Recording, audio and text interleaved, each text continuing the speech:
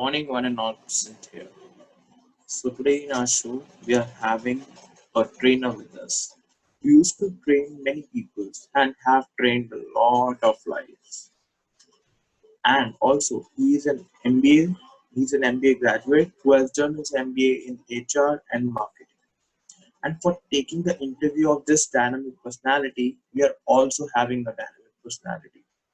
She is the owner of Special Wow series. She is a soft skills trainer. She is none other than GTM Richa with us. The stage is over to you, ma'am. Shubham for the warm welcome and most welcome Arun Dubey, who is also a trainer. So my first question for Arun is, आपने MBA HR और marketing में करा.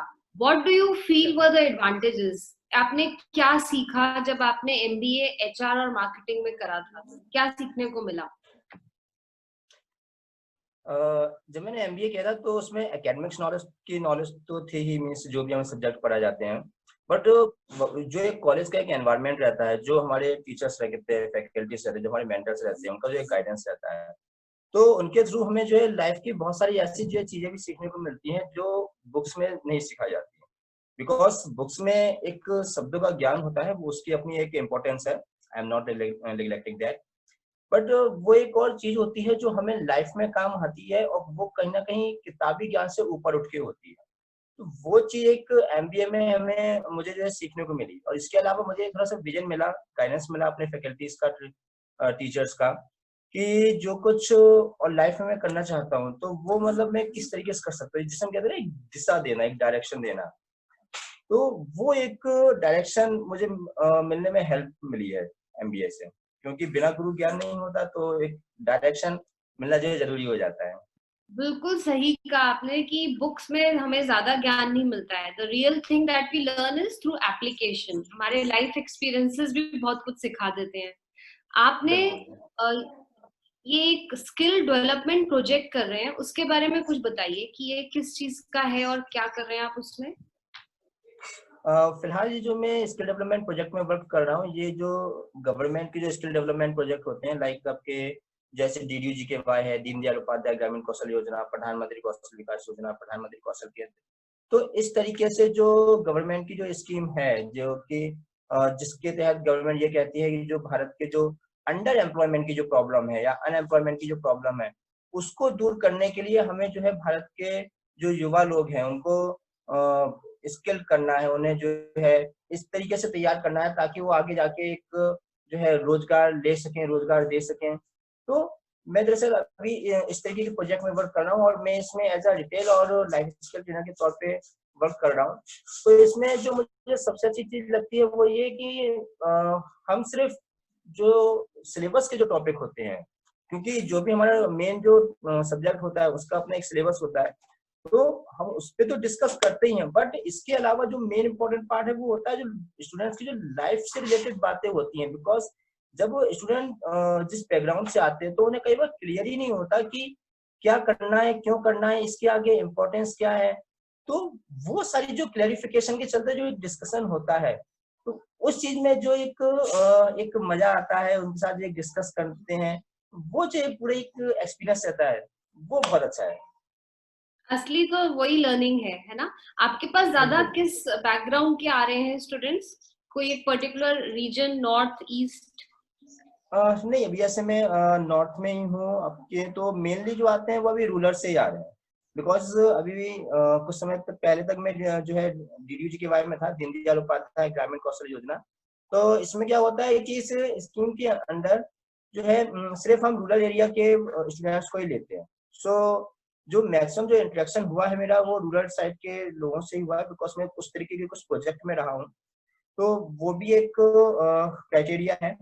बाकी मैं कुछ समय जो है पुणे में भी रहा था, तो पुणे में जो स्टूडेंट्स थे वो अलग अलग जगह से थे, लाइक आपके सोलापुर, लातूर, चंद्रपुर, और पुणे के भी थे, अहमदनगर, पाथरी, जो महाराष्ट्र के अंदर में ही है, अलग अलग डिस्ट्रिक्ट हैं। अब जैसे यहाँ पर है, तो यहाँ पर जैसे मुजफ्फरनगर में था, तो मुजफ्फरनगर, बिजनौर, बागपत, और इसके अलावा यहाँ पे भी फिलहाल कुछ समय से बांदा में हूँ।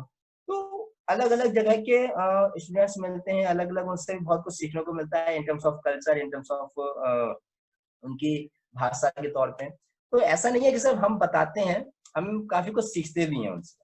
It is a two way process, कुछ हम बोलते हैं कुछ वो बोलते हैं, कुछ हम सिखाते हैं कुछ दूसरों से सीखते हैं, है ना? आपने ये बिल्कुल डेफिनेटली। सही कहा। एक्चुअली मैं आई पर्सनली फील हमारा जो देश है भारत, वो असली तो विलेजेस में ही है। विलेजेस में अगर आप बिल्कुल जाएं तो बिल्कुल रॉ, बिल्कुल इतने अच्छे स्टूडेंट्स हैं, इतने सिंसियर, वो बाकी जगह पे नहीं है, इजंट इट? बिल्कुल आप बिल्कुल बिल्कुल। HRIS के बारे में कुछ बताइए। ये HRIS क्या है? आपने यहाँ पे काम करा था, क्या है ये HRIS? HRIS में एक्चुअली मैंने काम किया था, जब हम लोग की जो एक समर इंटर्नशिप होती है MBA में, 1.5 से 2 महीने की एक ट्रेनिंग होती है, तो उसमें जो है मैंने ट्रेनिंग की थी एक्चुअली। तो HRIS लाइक कि ह्यूमन रिसोर्स डिपार्टमेंट और टेक्नोलॉजी के बीच का एक इंटरफेस है। मीन्स हम इसको ऐसे कह सकते हैं कि ह्यूमन रिसोर्स डिपार्टमेंट जो HRD डिपार्टमेंट होता है किसी भी कंपनी में, किसी भी ऑर्गेनाइजेशन में, तो उसके जो भी काम होते हैं, मीन्स अब क्या है कि अगर हम सिर्फ ह्यूमन इंटरेक्शन के तौर पे करेंगे तो इंसान है, बहुत सारी गलतियां हो जाती हैं, और अभी मतलब जिस तरीके से जो चीजें बढ़ जाती हैं, बहुत सारी डेटा होता है, उनको मैनेज करना मैनुअली करते हैं, तो फिर मतलब स्पेस भी जो है कवर करता है, ऊपर से ह्यूमन माइंड भी बहुत ज्यादा लगता है। तो उस इन सारी प्रॉब्लम को सॉल्व करने के लिए जो टेक्नोलॉजी की हेल्प ली जाती है, तो दैट इज कॉल्ड HRIS, कि वो ह्यूमन रिसोर्स डिपार्टमेंट और टेक्नोलॉजी के बीच का एक इंटरफेस है। ओके। अब ये जो है ये डेटाबेस पे काम करता है, और इसके थ्रू मतलब जो HR डिपार्टमेंट होता है वो अपने बहुत सारे काम करते हैं। मीन्स आपकी जो है किसी भी एम्प्लॉय को हायर करने से लेके और जब तक उसका एग्जिट नहीं हो जाता तब तक के बीच की जो भी प्रोसेस होती है, वो सब उसके थ्रू वो डिसीजन लेते हैं ओके, HRS। तो आप क्या कॉर्पोरेट और इंस्टीट्यूशंस में भी ट्रेनिंग प्रोवाइड करते हैं या आपका एक सेंटर है वहीं पे करते हैं? फिलहाल तो जो है सिर्फ सेंटर के सिर्फ सेंटर में ही कर रहा हूँ, बट स्कूल कॉलेज में भी जो है मेरा आगे जो है प्रोस्पेक्टिव में है, मीन्स मैं उसमें भी देख रहा हूँ, और अगर जैसा भी जो भी चांस मिलता है तो हम जो है वहाँ पे भी एक्सपेंड करेंगे। बिकॉज मैं नहीं चाहता कि ये सिर्फ इस तरीके से हम करके रह जाएं कि जॉब कर रहे हैं और जिस सेंटर में जॉब कर रहे हैं या जिस कंपनी के अंदर जॉब कर रहे हैं सब उसी चीज में हम करते रह जाएं। बिकॉज जब हम बात करते हैं एजुकेशन की, तो ये मेरा पर्सनल ओपिनियन है, अलग अलग लोगों का अलग अलग हो सकता है, कि एजुकेशन इज नॉट अबाउट कि यार हमने मतलब एकेडमिक जो सिलेबस है वो बस वो पढ़ा दिया। जो बेसिक जो है एजुकेशन का फंडा वो ये कि एटलीस्ट जब तक स्टूडेंट 12th पास कर रहा है तब तक उसे क्लियर होना चाहिए कि उसकी लाइफ में उसको जाना कहाँ है। That is most important according to मी।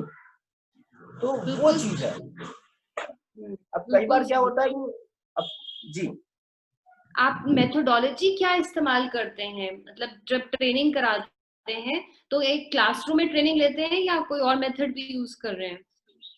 नहीं, क्लासरूम की ट्रेनिंग भी रहती है मेरी, और मैं जो है बाहर के लिए भी बच्चों को जो है कुछ ना कुछ एक असाइनमेंट भी जो है देता हूँ। बिकॉज जो टॉपिक है, जो बुकिश नॉलेज है, तो वो तो उसको जो कंसेप्ट है वो समझाने के लिए तो हम लोग सिर्फ क्लासरूम का ट्रेनिंग ही जो है प्रोवाइड कराते हैं। बट वही है कि ठीक है, बच्चे ने जो है कंसेप्ट समझ लिया कि कम्युनिकेशन स्किल ये है, कम्युनिकेशन इसको कहते हैं, वो ज्ञान है, उसको अप्लाई कहाँ करेगा बच्चा?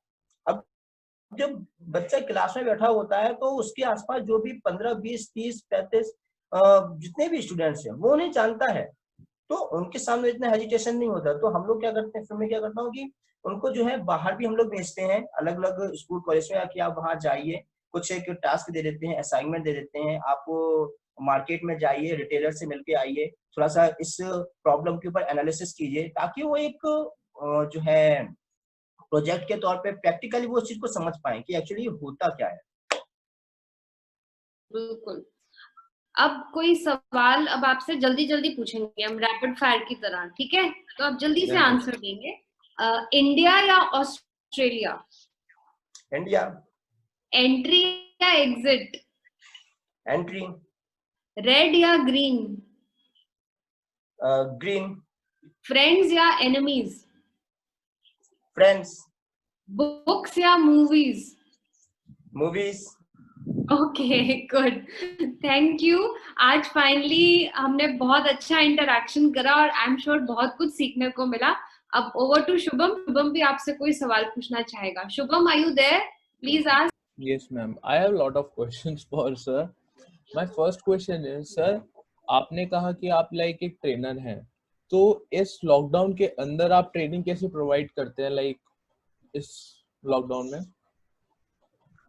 लॉकडाउन में देखिए ट्रेनिंग का थोड़ा सा प्रोवाइड कर पाना इतना आसान नहीं होता है, बिकॉज सभी स्टूडेंट्स के पास एंड्रॉयड फोन नहीं होते हैं, पहली बात तो ये। सेकेंड बात ये है कि जब वो घर पे होते हैं तो घर की भी अपनी कुछ प्रॉब्लम्स होती हैं, means problems in the sense कि उनके घर के भी बहुत सारे काम होते हैं। तो फिर वो एक होता है ना कि हमारे घर का एक माहौल होता है, और वो जिस बैकग्राउंड में रहते हैं तो फिर ये रहता है कि अरे तुम तो बड़ा पढ़ रहे हो और घर का काम नहीं करते, तो वो उनकी अपनी एक प्रॉब्लम होती है, हम उसमें एक ज्यादा इंटरफेयर नहीं कर सकते। So most important thing is that कि हम उन्हें जो है, जिनके पास एंड्रॉइड मोबाइल है, जिनके जो लोग व्हाट्सएप ग्रुप में हैं, तो उनको हम जो है हर रोज कुछ ना कुछ एक टॉपिक सिलेक्ट करके उससे रिलेटेड वीडियो भेजते हैं। मैं अपनी भी खुद की जो है कुछ वीडियोस बना देता हूँ उस टॉपिक के ऊपर।